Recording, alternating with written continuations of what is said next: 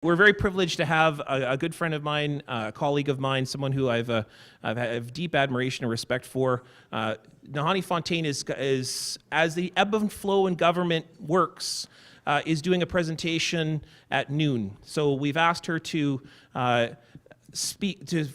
push ahead a little bit, and we're going to give her the floor for a little bit to talk about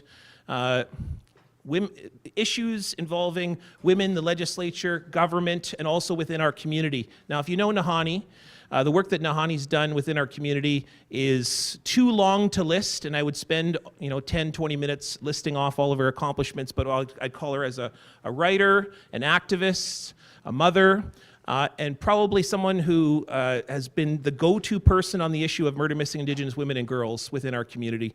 She's not only from Saugeen, she's also done incredible work all across Winnipeg and represents the people, the riding of Tilston-Jones. I've marched with Nahanni and taken her guidance on the many different issues that have led to violence against women. And I most recently saw her at the march where she spoke for Nahanni Fontaine after the not guilty verdict.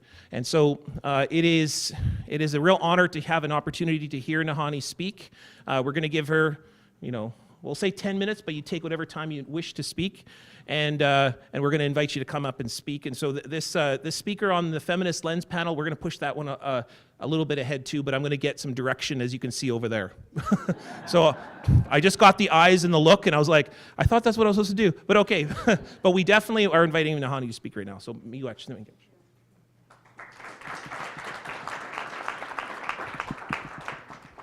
Holy heck, every time I stand at a podium, I realize how bloody short I am. Hanin, everyone. Oh, does this... There we go. Yep, let's do that. I'm super short, so we're going to stay away from that. So, Hanin, everyone, I just want to say miigwech to Auntie Shahina for inviting me to come and speak this morning. I understand there was a little bit of a hiccup this morning. And so we're a little bit behind. So I appreciate everybody allowing me to go first and including the strong women that I'm supposed to be on a panel with this morning. We are in session right now. And when we are in session, and I'm also the House leader, which means that I'm supposed to attempt to corral everyone and get business done in the House. So that takes up all my time. So unfortunately, I'm going to have to skedaddle out of here. So I want to acknowledge, obviously, first and foremost, that we're gathered on the Treaty 1 territory and the homeland of the Métis. I think that that is, in the context of the discussion that I'm going to briefly have this morning, very important to situate where we're gathered. Why is that important to situate why we're gathered here? Well, one of the things that when we acknowledge, that we are gathered on Treaty 1 territory or wherever we are in Canada, for Indigenous peoples, that's an opportunity to create family. Treaties were about creating family and a relationship based on kinship. And so for me, when I start that, obviously I start that as an Indigenous woman, but I also start it to remind us about the history of treaties here in Canada. And we know that those treaties haven't been, okay, sorry, I have so many people on me right now. That's good. That's good, Ben. Sorry. Sorry, I'm like, what's going on here? We know that the treaties have not been adhered to. We know that the spirit and the intent of treaties was to live together in partnership and in equity on Indigenous lands. And what's a really good way to illustrate that this has failed? Well, one is to look at the nature and the demographics of politics across the country from coast to coast to coast. Back in 2008, Jack Layton had reached out to me. I had never met Jack. Of course, I knew Jack, of Jack. I had never met him, and I saw one day my cell was ringing from Ottawa. I thought, okay, so I answered it, and hi, Nahanni, and yes, it's Jack Layton. I said, oh. I said, hello. He said, I'd really like to meet with you. He says, I'd like to talk to you about running federally in the 2008 elections. I said, oh. I said, well, okay. I said, it just so happens that I'll be in Ottawa next week. So we met, and we talked many, many times about the possibility of running. What I'll say is that at the time, my boys, I have 2 boys that I love more than anything in the whole world, were still small. And so at that point, I knew that the timing wasn't right. But what I also knew was that Jack Layton had sought me out to run to ensure that there was Indigenous representation federally, but at the same time was offering me a riding that couldn't be won. It had always been a Liberal riding. So I remember feeling, on the one hand, well, I appreciate the offer, but on the other hand, is if we want to have representation within our legislatures and within Parliament, it means that we have to ensure that those folks who have never had access to those spaces are not only, can you run for me, but we will put you in a riding that is a winnable riding for whatever party you're with. So I knew after that experience that at some point I was going to run in politics. I knew that for me, I wanted to start provincially. And the reason why is because for years and years and years and years, there had never been an Indigenous woman elected to the Manitoba legislature on Treaty 1 territory, on Indigenous lands. There had never been an Indigenous woman elected, and that infuriated me. It literally enraged me. Because for many, many years, the way that I understand politics and the way that our legislatures and parliament should work is that it should be reflective of the population. It should be reflective of our citizens. And so I found it as an Indigenous woman insulting that there had never been an Indigenous woman elected. Fast forward to April of 2015, there's a by-election in the PAW, and the first ever Indigenous woman is elected to the Manitoba legislature, and that is my colleague, Amanda Lathlin, and she is still the MLA for the PAW. Fast forward to April of 2016, provincial election. I was again approached about a year early about running, and I have to say to you that I would suggest, for the most part, it is a very difficult decision whether or not you're going to run for any political office. I would say that there's a spectrum in respect to the difficulty. And if anybody knows me, you'll know that I'm incredibly blunt. So, if you're offended by my language, that's okay. You'll get over it. We'll all survive. I think on the spectrum of difficulties in making those decisions, I think that it's easier for white men. Our politics has been historically always for and by white men. And so for a white man, if, do you want to run? Yeah, of course I'm going to run. Like, why wouldn't I run? Of course, that's my space. As you move down the spectrum for an Indigenous woman, I would suggest that for me personally, it was very difficult to make that decision. I had a variety of different considerations to make. Money, my boys, racism, sexism, what was I going to be facing in the election? Am I good enough? Am I smart enough? Do I have enough courage? All of these different things goes through my mind, but many people's mind, many women's minds when seeking political office. They say that if you want to tap a woman to run in an election, you literally have to go to her 5 times and lift this woman up and say, you know what, you can do it. 5 times we have to go to women to give them the space and the courage to be able to do that.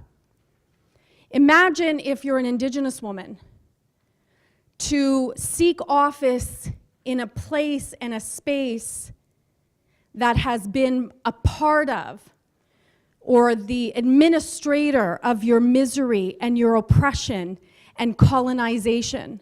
Imagine what that takes. That is why, for me, representation matters. It matters who we put in our legislatures. And I know that when I was approached to run, I said, yeah, that's fine. Having learned from my first time with Jack, I said, yeah, and it wasn't as easy. There was the national inquiry was starting, and there was discussion that perhaps I was going to be appointed as one of the commissioners. So you're kind of like on this fork in your professional career. But something had happened, and then I made the decision that, yeah, I was going to run. But I remember very specifically saying that I'm going to run, but you're not going to put me in some constituency that I can't win. If I'm going to run to win, as I deserve. You know, there's this narrative, and I was speaking with a sister, a best friend, who's also in the process of, and I'm going to talk about her seeking the nomination. Oh, I just lost my thought. Anyways, the heck was my thought? Anyways, whatever. Yeah, okay. Anyways, so St. John's came up. Thanks. My best friend, by the way. We have this crazy relationship. People are like, oh, you guys are like an old married couple. Anyway, so I won St. John's. I know I had another point. Anyways, in that election, there was myself that I was elected as the first ever urban Indigenous woman. There was Judy Clausen, who is a Liberal member, who is the MLA for Kiiwetinoong. So all of a sudden in 2016, you had 3 Indigenous women in the Manitoba legislature. Fast forward to 2017, another by-election. And my best friend, my sister, and the first ever MMIWG family member was elected in Bernadette Smith, who is the MLA for Point Douglas. People will often ask me, like, what is it like? And it depends on the day that you ask me. Some days I'll be like, well, you know, some days it's hell, and I'm on the verge of quitting. And I've actually left, and I have no shame in admitting that I've left the legislature crying many days because of what goes on in that very male toxic space. But on the flip side is that what happens when there's representation is that you see the transformative effect in your community. So for the first time in ever, we have Indigenous women represented in the legislature, and Indigenous women in the community, and Indigenous girls, young women in the community, and Indigenous little girls in the community see themselves reflected in the Manitoba legislature. That is the power of representation in its transformation. One of the things that I do is, you know, we're in opposition, obviously, so you don't have all that much power, but one of the things that you can do is what's called a member statement. And so you're given 2 minutes to acknowledge an individual or an organization or whatever it is. I made a very conscious decision when I became elected that all of my member statements would be either on Indigenous women, all of them, or Indigenous organizations or Indigenous events. So, you know, I've taken a bit of criticism for that. But what I say to people is, I'm making up for 150 years. I'm okay with that.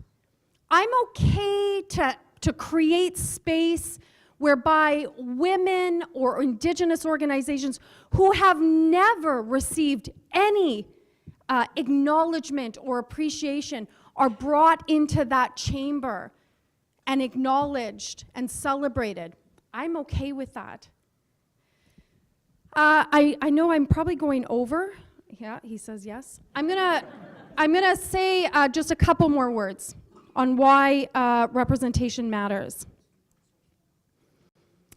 A lot of people don't know the statistics. In 124 years of the Manitoba legislature, there has been 834 men, give or take, elected. I would suggest to you, out of those 834 men, 99.9% are white men. Out of that, and then there's been 60 women that have been elected. Imagine that, 834 men and only 60 women.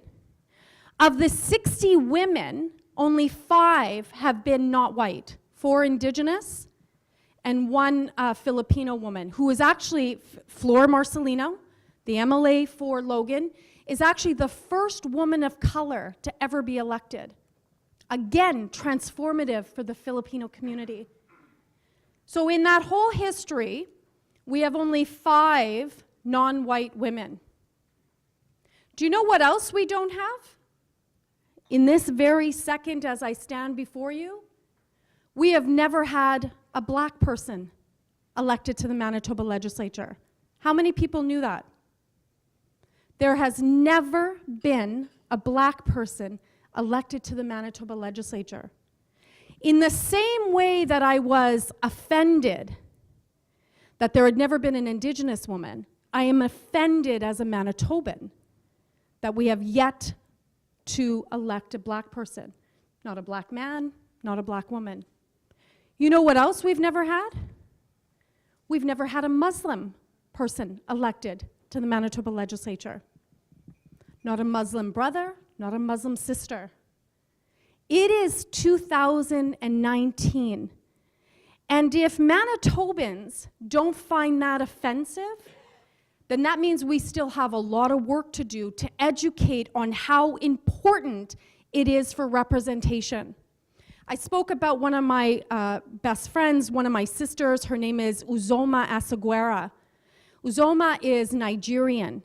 Right now, she's in the process of seeking the nomination in one of our constituencies. She is a rock star, a psychiatric nurse, an addiction specialist, a former member of the Canadian Women's National Basketball Team, queer, the founder of QPOC. She is amazing. And we have so many folks that are supporting Uzoma to win the nomination and then to win the election, because we cannot go another election without electing a black person in this province. We must do better. When I go to schools or I look around this room, I don't only see white people. If I only saw white people here, or white people in the schools that I go to, or white people in the stores that I shop at, then fine. All of our political representatives can be white. But we're not. We are a beautiful province, made up of beautiful, diverse peoples. And your legislature should be reflective of that. And so why do I share that? I share that because I hope that people will get out. If there's one thing that you want to do, or a couple of things that you want to do, consider political office. Be the first person to get elected. Be the first Muslim man, the first Muslim woman, the first black man, if you are so inclined. Not everybody wants their whole bloody life put on, some days it sucks totally, but why was she wearing that? Like, what? Or get out and support people's nominations, support people's elections. We can only do it together to make this province the province that we want, and the province that we want to see, and the folks that we want to represent us in the legislature. So that's it.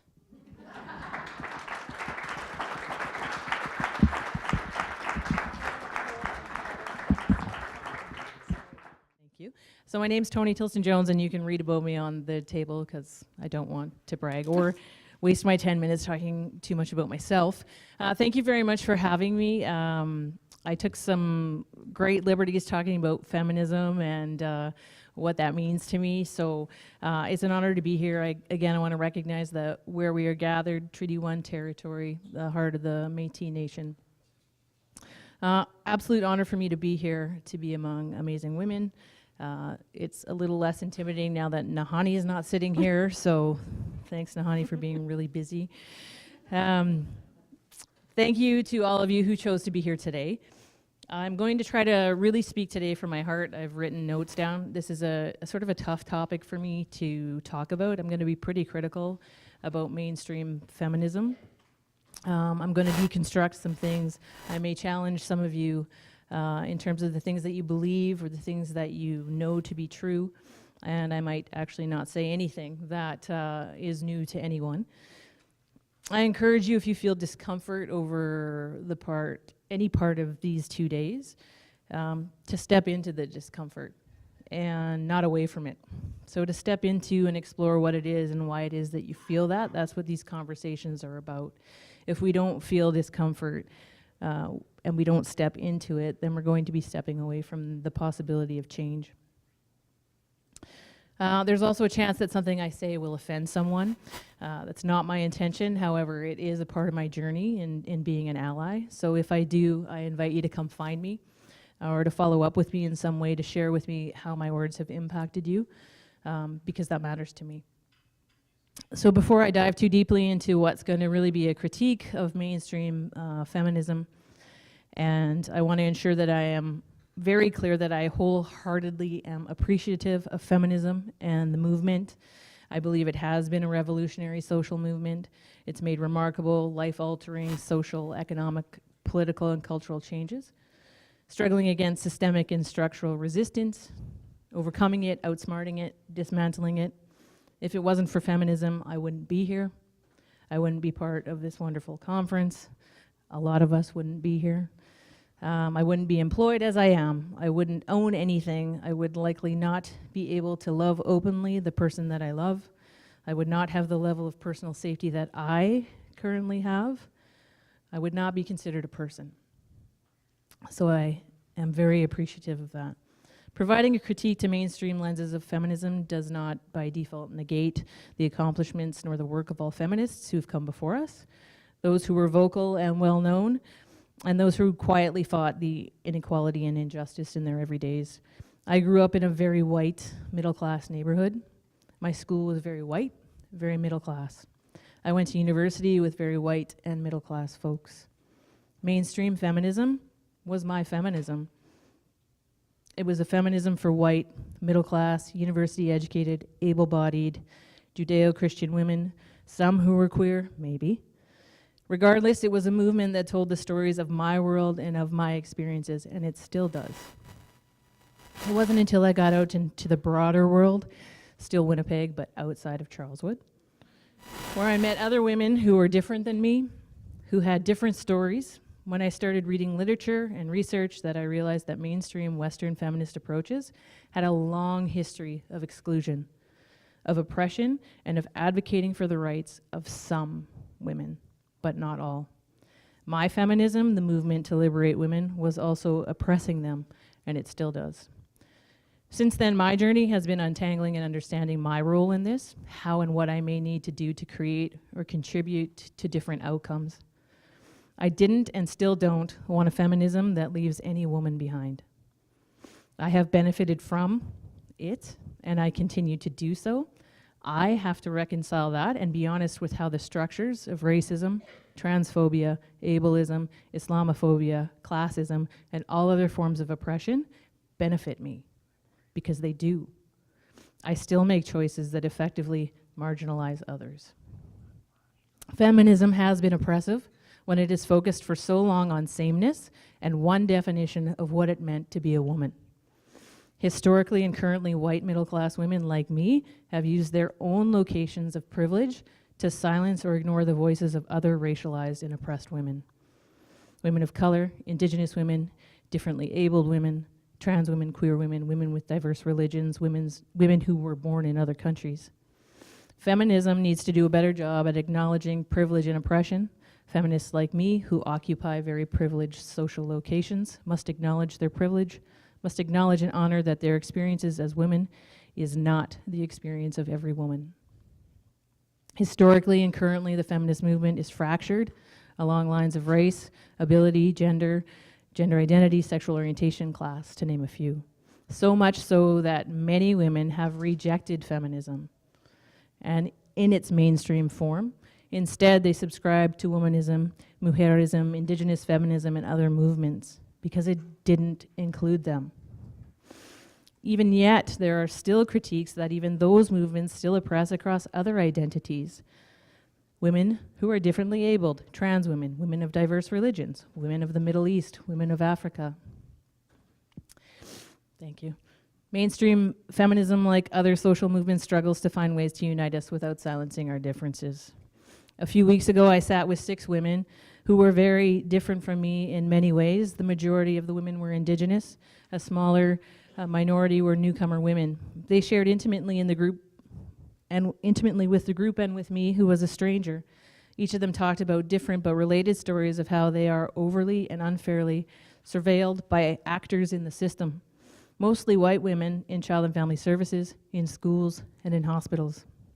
The women shared how when their children are sick, when their children have fallen and scraped their knees or their faces, they are interrogated in schools, in hospitals, by CFS workers who visit their homes because other women have reported them. They are under a constant and in a constant state of fear that their children may be taken away for merely being children. This is not my experience. And everything in me believes this is not my experience because of the color of my skin and because of my income.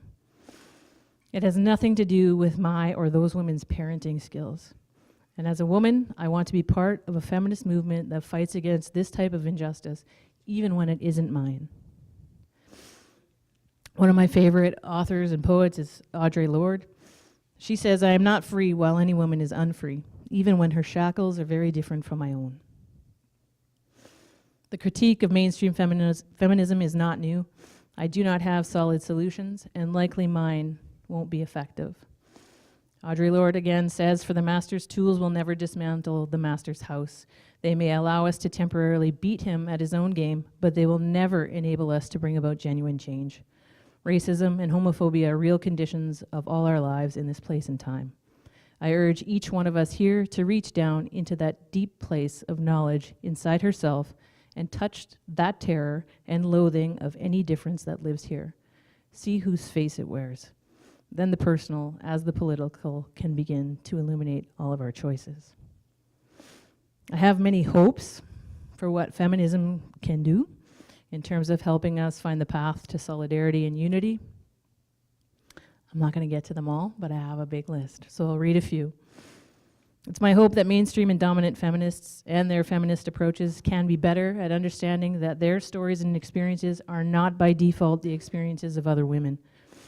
That how they are in the world and how they are treated is not the same as other women who face different and intersecting oppressions. My hope is that women can stand beside women, no matter how different their stories may be from each other. My hope is that if your story has always been told, like mine has, through mainstream feminism, because I fit the accepted criteria, that you will stand beside women telling the untold or unheard stories without needing to insert your own or defend and validate your experience. I hope that we learn the value of differences among us and find ways to honor them. I hope that people with privilege and intersecting privileges can acknowledge that because of the white color of their skin, they have different opportunities, their voice is often given more space, and that they will be allowed into spaces that others with different skin will not. I hope we can understand why this is important to acknowledge. I hope that as feminists, we come to understand that solidarity does not mean the same, and that differences are not the things that divide us. I hope that each of us who believe in the equality of women, who strive to dismantle patriarchy and other forms of oppression, will choose to raise their awareness, to listen to create space for, and then to hear the voices of the women who have been pushed to the margins of society and held there by systemic racism, ableism, homophobia, transphobia, Islamophobia, and other forms of oppression. I hope we can gently move ourselves to the place where we realize that some of us, sometimes, are complacent in pushing and holding others to the margins. I hope we can find agreement that with any voice silenced, the fight for women's equality is not stronger, it's weaker. And I hope that we can understand that what matters is impact, not intention, and we can be open to hearing how our actions or inaction impact others. Lastly, I hope that we share power and ownership by creating space for each other, and those with multiple and intersecting privileges can take a step back to listen and to sit so others can stand and give voice to their experiences. Thank you.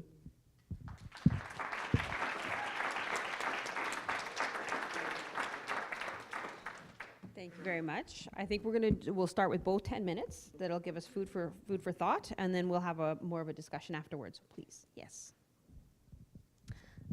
Good morning, everyone. My name is Ifrah Zohair. I apologize, I didn't get a chance to write something up. We had a bit of a family emergency yesterday. My little sister got hit with a car when she was crossing the road at university. Thankfully, she's okay. So I did plan to sit and take some notes, but I think that's also why I asked you to go first. So I can take some pointers. But I think I will just talk about my journey so far, being a Muslim woman in Canada. So my family and we immigrated here back in 2000. So at the time I was 5 years old. I am in a family with 3 daughters, and I'm the oldest. And so my parents, they came here from Pakistan. And at that time, like, again, I was only 5 years old. My sisters were young. They were 3 and 6 months. And so we were actually in Toronto for the first 10 years of after we moved. And I think my experience, it was just was a regular experience of a child growing up.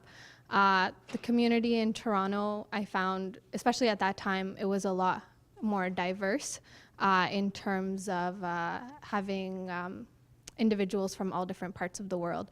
So I never really felt, I always felt like I fit in because there was so many other people in my classes that looked like me. So fast forward 10 years later, we moved here to Winnipeg. And still, I didn't, even the high school, my family and we live in the South End, so I went to Fort Richmond Collegiate. It was, again, very diverse school. There were still, maybe not so many people that looked like me, but there were still people that, I could relate to and I could connect with. I went on to university, and I actually didn't start wearing the hijab, which is the scarf on my head, until my first year of university. And it was a choice that I made for myself. My mom had, as long as I could remember, my mom always wore the hijab. And my parents, and I'm very lucky to say this, but they were never, they always wanted us to connect with our religion on our own. It was never something that was pushed down our throat, so to say. I don't think my dad ever once told me how, that if I should do this or do that, within reason, of course, because parents are parents. But it was never especially when it came to religion and my religious identity. And so I took that choice for myself. And I wasn't, all of the, feminism, all of these words, I didn't really know too much about it. Or what it would mean for me.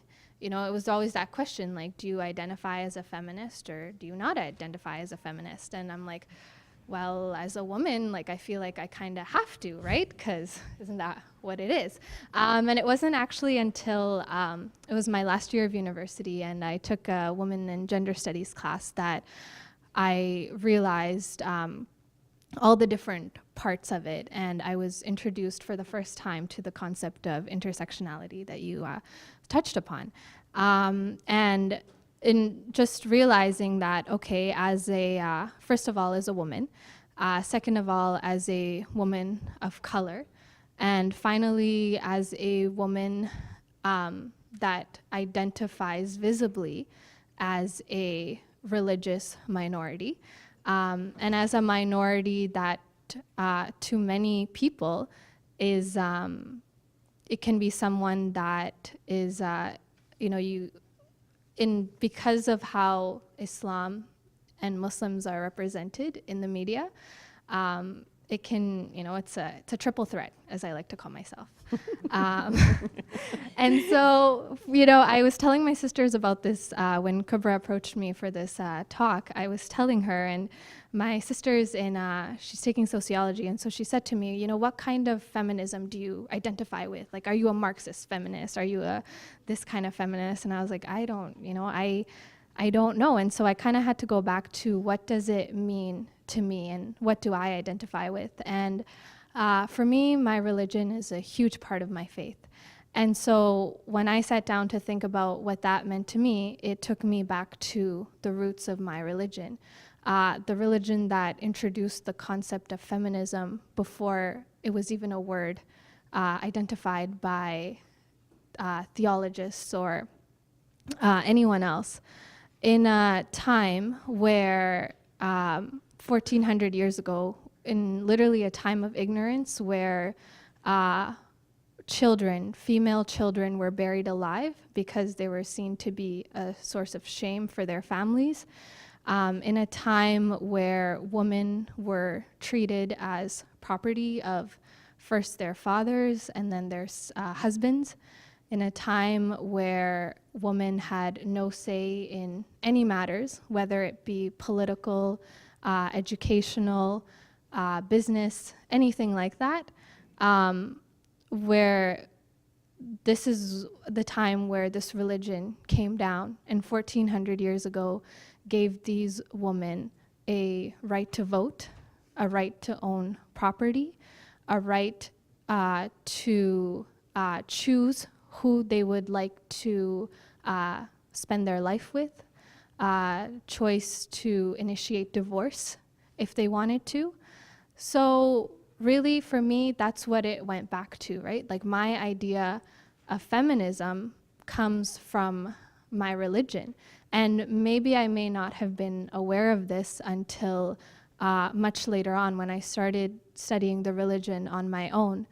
But for me, there's that, and then there's that choice that I get to make this choice. And I think one of the biggest problems I have with certain countries around the world and some mainstream media today is that we're okay with feminism when it's about, and forgive me for my lack of words, but we're okay with feminism when we're uncovering, but we're not okay with feminism when we're covering. And so if I choose to wear the hijab, that should be my choice, and I shouldn't have anyone tell me that I'm oppressed, that it's because my father is telling me to do so or my husband is telling me to do so. If I choose to wear the niqab, the face veil, and if I choose to cover my face, then why can't that be a choice for my own? I have 2 aunts who live in Canada. They live here in Winnipeg, and they choose to wear the veil on their, they cover their face when they go out. And it's not because my uncles asked them to do so. It's a choice they made on their own. So I think we need to come to that understanding. For me, like, in my feminism is, you have to let people choose. That's their choice, whether, regardless of how they want to dress. I think we really need to stop telling women how they need to dress. But that's really what it comes down to for me. So thank you very much. Thank you. Thank you so much for your remarks. I'm wondering in the age now, because I kind of come from that older school, there's no doubt about it, but in the age of where we talk more comfortably around intersectionality, is it actually time that we retire the word feminist? So that's one of my questions. Anybody else want to throw up a question? Okay, let's go. Get any thoughts on that? Yeah, thank you for the insight on feminism. I come from Nigeria, and there are so many controversial definitions when it comes to being a feminist. Many of us actually do not even know what being a feminist means.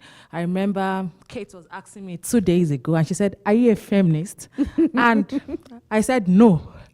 Then I went back and I said, "I think I'm a feminist."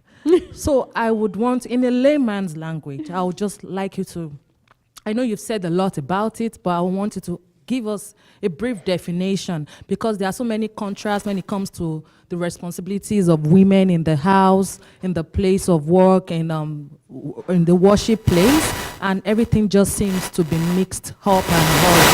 So I would just want you to help us define what being a feminist means, because most of our men do not even actually understand what the word feminism means. Thank you.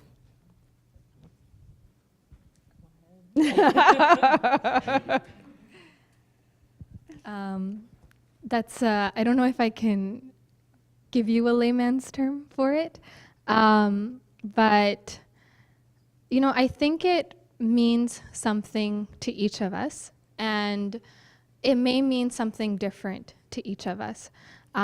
So, and you know, this is something that I struggled with as well, like I mentioned. Do I identify, and I remember even in my women's and gender studies class, you know, we debunked all these myths about feminists and how, you know, when most people think of a feminist, what they think of. And I think for me, again, it goes back to one, standing up for women's rights, women's equality, and I know that is never a black and white thing, and just to be able to have the choice to make decisions on your own without, I guess, without oppression, without essentially just having that own autonomy for yourself. So, yeah. I don't know that I'd add anything else. I think, Kate, to address your question, feminism is just a word like other words that have so many different meanings for different people. And, you know, I would call myself an intersectional feminist, but 10 years from now, that's going to have a different meaning too. So for me, feminism will mean something for me. And it's going to mean something different for everyone else. And I think what we need to do is create the space that allows people to actually say what it means for them and what they need from it. That's my best answer. Wonderful. Great. Thank you very much.